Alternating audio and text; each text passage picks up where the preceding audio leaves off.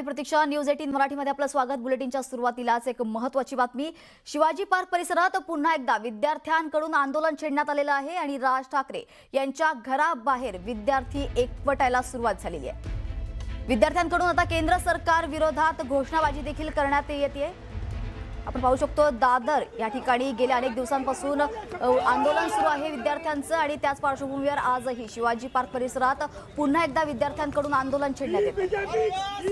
राज ठाकरे यांच्या घराबाहेर विद्यार्थी आता एकवटायला सुरुवात झालेली आहे। शिवाजी पार्क इथले दृश्य आपण पाहू शकतो। याबद्दल अधिकची माहिती देण्यासाठी संकेत वरक आपल्याशी जोडले गेलेले आहेत। तर संकेत, काय सांगशील? आज पुन्हा एकदा शिवाजी पार्क इथे आंदोलक जमलेले आहेत, तरुण जमलेले आहेत, विद्यार्थ्यांनी आंदोलन सुरू केले, काय अपडेट आहे आताची? प्रतीक्षा, आपण जर पाहिलं तर गेल्या काही दिवसांपासून मुंबईमध्ये ठिकठिकाणी जे आहेत ते तरुण एकवटत आहेत, विद्यार्थी एकवटत आहेत। कुठेतरी आक्रोश जो आहे या विद्यार्थ्यांचा तो आता आपल्याला रस्त्यावरती पाहायला मिळतोय। घोषणाबाजी देत आहेत, मोठमोठे फलक घेऊन ते इकडे येत आहेत। त्यांची सर्वांची एकच मागणी ती म्हणजे धर्मेंद्र प्रधान यांनी राजीनामा द्यावा। काल देखील शिवाजी पार्कमध्ये मोठ्या प्रमाणात जो आहे तो प्रोटेस्ट किंवा आंदोलन करण्यात आलं होतं आणि आता देखील जवळपास 50 ते 60 तरुण या शिवाजी पार्क परिसरामध्ये एकवटलेले आहेत। त्यांची इथे थोड्या वेळापूर्वी घोषणाबाजी देखील सुरू होती। अजूनही फलक जे आहेत ते घेऊन इथे आलेले आहेत। मात्र त्यांच्यामध्ये एक हायलाईटचा विषय म्हणजे काही लोक जालन्यावरून इथे आलेली आहेत, एका संघटनेचे ते आहेत। तर त्यांनी सदाभाऊ खोत यांचा जो पोस्टर इथे आहे तो इथे आणलाय, त्याला लाथांनी मारलं, त्याच्यावरती शाई फेक केलेली आहे। नेमका यांच्याशी संवाद साधू, तुम्ही असं का केलं, नेमकं कारण काय? दादा, कुठून आलाय तुम्ही? आम्ही जालन्यावरून आलोय।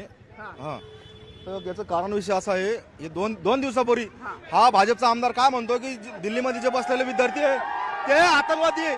अरे हरामखोर सदाभाऊ खोत, तुला जर जनाची नसेल मानाची लाज असेल तर 24 तासामध्ये तू माफी माग पुरं भारताच्या विद्यार्थ्यांची। हे भविष्य आहे भारताचं आहे आणि जर माफी नाही मागितली, कालपासून आम्ही तुला मुंबईत बघतोय, तुला तू कुठं सापडत नाही। आम्हाला अशी भीड घेतली की हा मुंबईत आहे कुठेतरी। मुंबईच्या आम्ही गल्ला आम्ही सापडलं, पण सदा खोत नावाचा नालायक माणूस आम्हाला कुठंच नाही भेटला।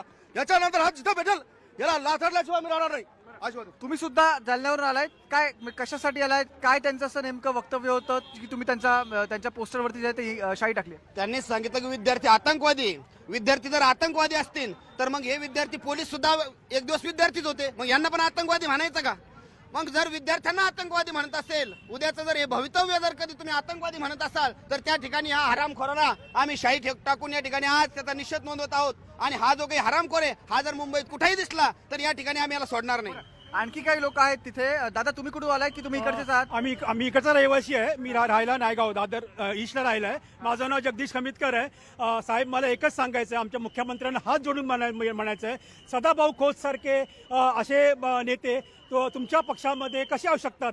सांगा साहेब, आम्ही का आतंकवादी आहोत का? आम्ही आतंकवादी आम्हाला जिवंत का ठेवलंय? घाला गोळ्या, आम्ही आहोत उभे इकडे। आपण पाहतोय पोलिसांनी देखील इकडची गर्दी थोपवायचं काम सुरू केलेलं आहे। आता पोलीस मागे गर्दी जमा झाली होती, ती गर्दी आता हटवताना आपल्याला पाहायला मिळत आहेत। जवळपास 50 ते 60 विद्यार्थी या संपूर्ण परिसरामध्ये गेल्या तासाभरापासून उभे आहेत, घोषणाबाजी करतायत। अजून एक तरुण आपल्यासोबत आहे, घाटकोपरवरून आलाय, कोणत्याही राजकीय पक्षाचा तो तरुण नाहीये, एक विद्यार्थी आहे। मित्रा, नाव काय तुझं आणि कशासाठी आलाय? माझं नाव, सर नमस्कार, माझं नाव विनीत जाधव। मी आलोय घाटकोपर बेस्ट वसाहतमधून। आज एक विद्यार्थी म्हणून आणि एक तरुणांना आणि एक तरुण पिढी म्हणून आणि एक देशाचं एक उज्ज्वल भविष्य म्हणून आम्ही या लढ्यामध्ये उतरलो आहोत। आम्ही कोणत्याही राजकीय पक्षाचे नाही किंवा काय नाही, आमचा धर्म आमच्या घरापुरता मर्यादित, इथे एक भारतीय म्हणून आलेलो आहोत। सर, आता 28 दिवसानंतर होणारा जो 15 ऑगस्ट हा सर राष्ट्रीय सण आपल्या देशामध्ये आपण स्वातंत्र्य दिन म्हणून साजरा करतो। या देशाचं ध्वजारोहण करण्याचं किंवा हा तिरंगा फडकवण्याचा अजिबात नरेंद्र मोदींना अधिकार नाहीये, कारण यांनी या देशाच्या युवासोबत आणि या देशाची जी युवा पिढी आहे त्यांच्यासोबत यांनी खिलवाड करण्याचा आणि त्यांना दहशतवादी विरोधी त्यांच्याबद्दल त्यांनी कारवाया केल्यात। त्याचप्रमाणे सर एवढंच नाही, महाराष्ट्राचे उपमुख्यमंत्री तर त्या दिवशी सरळ असं त्यांनी वक्तव्य केलंय, कोण सोनम वांगचुक कोण? तसं आम्ही पण म्हणतो एकनाथ शिंदे कोण? काय त्यांचं या महाराष्ट्रासाठी योगदान आहे? ज्या व्यक्तीने आपल्या स्वखर्चातून आपल्या कल्पना आपण बघू शकतो, विद्यार्थ्यांचा एक आक्रोश, एक संताप या ठिकाणी पाहायला मिळतोय। दादरच्या शिवाजी पार्क मधले दृश्य होते राज ठाकरे यांच्या निवासस्थानासमोरचे, आणि त्याचबरोबर आपण पाहू शकतो की पुण्यात देखील अशाच प्रकारे तरुणांचा आक्रोश पाहायला मिळतोय। आक्रमक तरुण एकत्र आलेले आहेत आणि घोषणाबाजी करतायत, हातात तिरंगा घेतलेला आहे आणि बॅनर्स हातात घेतलेले आहे, फोटोज हातात घेतलेले आहे आणि घोषणाबाजी करतायत तरुण। या त्यावेळेस आपण बघू शकतो वंचित बहुजन आघाडीने दिलेल्या महाराष्ट्र बंदच्या हाकेच्या पार्श्वभूमीवर पुण्यात देखील आंदोलनाला सुरुवात झालेली आहे। कोथरूड परिसरात वंचित बहुजन आघाडीच्या कार्यकर्त्यांकडून रास्ता रोको आंदोलन सुरू असल्यानं परिसरात पोलिसांचा कडक बंदोबस्त तैनात करण्यात आलेला आहे। याबद्दल अधिकची माहिती देण्यासाठी आपले प्रतिनिधी वैभव सोनावणे आपल्याशी जोडले गेलेले आहेत। वैभव, काय सांगाल आता सध्या काय परिस्थिती आहे, कशा प्रकारे आटोक्यात पोलीस देखील आणण्याचा प्रयत्न करतात या परिस्थितीला? मोर्चा जो आहे तो आता जवळपास जिल्हाधिकारी कार्यालयाजवळ पोहोचला आहे। साधारणपणे 2000 पेक्षा जास्त लोक जी आहेत ती मोर्चामध्ये सहभागी झालेली दिसून येतात आणि सगळ्यात महत्वाचं विद्यार्थ्यांनी सुद्धा मोठ्या प्रमाणावरती या मोर्चाला प्रतिसाद दिलाय। काही वेळापूर्वी जेव्हा कॅन्टोन्मेंटचे आमदार आहेत सुनील कांबळे यांच्या कार्यालयासमोर हा मोर्चा आला होता, संपूर्ण रस्त्यात सगळ्या दुकानं बंद करावी आणि बंदला प्रतिसाद द्यावा असं आवाहन जे आहे ते करण्यात येत होतं। मात्र सुनील कांबळेंच्या कार्यालयामध्ये कार्यालय बंद करणार नाही अशी भूमिका जेव्हा कर्मचाऱ्यांनी घेतली तेव्हा काहीसं तणावपूर्ण वातावरण जे आहे ते निर्माण झालेलं होतं। बराच वेळ सगळे मोर्चेकरी जे आहेत त्यांनी कांबळे यांच्या कार्यालयासमोर थांबून घोषणाबाजी केली जोरजोरामध्ये। पोलिसांनी थोड्या वेळानंतर मात्र पुन्हा आवाहन केलं सगळ्या मोर्चेकऱ्यांना आणि त्यानंतर हा मोर्चा जो आहे तो जिल्हाधिकारी कार्यालयाच्या दिशेने रवाना झालाय।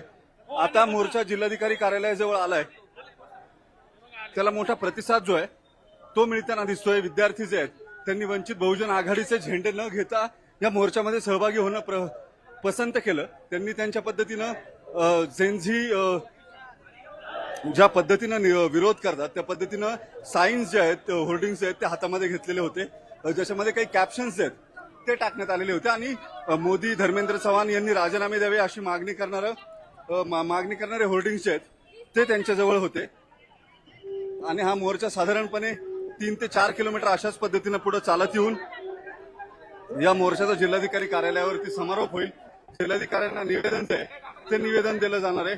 आता बरोबर जिल्हाधिकारी कार्यालयाच्या चौकामध्ये हे ट्रॅफिक आहे ते थांबवून मोर्चा जो आहे तो आणण्यात आलेला आहे। निश्चितच आपण बघू शकतो या ठिकाणी मोठ्या प्रमाणात आंदोलन सध्या होत आहे।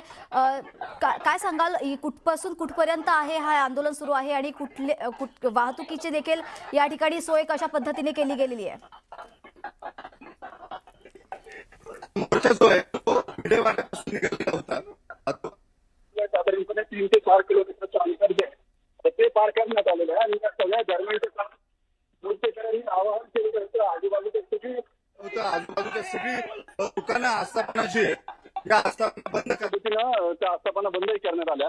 थोडा काळ तणाव जो आहे तो तणाव सुनील कांबळे यांच्या कार्यालयाजवळ पाहायला मिळालेला होता। मोर्चेकरी आक्रमक झालेले होते, कार्यालय बंद करणार नाही अशी भूमिका जेव्हा त्यांच्या कार्यालयातल्या कर्मचाऱ्यांनी घेतलेली होती। मात्र पोलिसांनी जे आयोजक आहेत त्यांना विनंती केली आणि त्यानंतर हा मोर्चा जो आहे तो तिथून पुढे निघाला। साधारणपणे 3 ते 4 किलोमीटर पायी आलेल्या या मोर्चामध्ये वंचितचे कार्यकर्ते, दलित कार्यकर्ते मोठ्या प्रमाणावरती होते, अनेक संघटनांचे प्रतिनिधी सुद्धा सहभागी झाले। मात्र सगळ्यात लक्ष वेधून घेतलं ते कॉलेजची जी जेनची तरुणी आहे या तरुण पिढीनं आपल्या हातामध्ये वेगवेगळ्या पद्धतीचे होर्डिंग घेऊन ते मोर्चाबरोबर चालत राहिले। मात्र कुठलेही पॉलिटिकल ऍफिलिएशन करणार नाही अशी भूमिका त्यांनी घेत वंचितचे झेंडे सुद्धा हातात घ्यायला नकार दिला। एक स्वतंत्र गट बनवून हे सगळेजण मोर्चामध्ये सहभागी झाले होते, ज्याच्यामध्ये निश्चितच वैभव आपण बघू शकतो मोठ्या प्रमाणात या ठिकाणी तरुण आक्रमक झालेले आहेत। याबद्दलची अधिक माहिती वेळोवेळी घेत राहू। तुर्तास धन्यवाद दिलेल्या सविस्तर माहितीसाठी। यानंतर आणखी एक महत्त्वाची बातमी समोर येते। दिल्लीत सुरू असलेल्या विद्यार्थी आंदोलनाच्या पार्श्वभूमीवर ठाकरे बंधूंनी संयुक्त पत्रकार परिषद घेत सरकारवर जोरदार टीका केली आहे। यावेळी ठाकरे बंधूंनी येत्या 26 जुलैला शक्ती प्रदर्शन मोर्चाची घोषणा केली आहे। शिवाजी पार्क ते सिद्धिविनायक मंदिरापर्यंत हा मोर्चा असणार आहे। यावेळी सरकारला सद्बुद्धी यावी यासाठी सिद्धिविनायकाकडे साकडं घालणार असल्याचं ठाकरे बंधू म्हणाले। दरम्यान दिल्लीसारखं इकडे काही केलं तर आमची लोक सोडणार नाहीत, आमच्या आंदोलनात अशी लोक घुसवली तर फटकवून काढेन असा इशाराच राज ठाकरेंनी सरकारला दिलाय। मोर्चाला शरद पवार आणि फडणवीस आले तरीही त्यांचं स्वागत असेल असंही यावेळी उद्धव ठाकरे यांनी म्हटलंय। 26 तारखेला आम्ही एक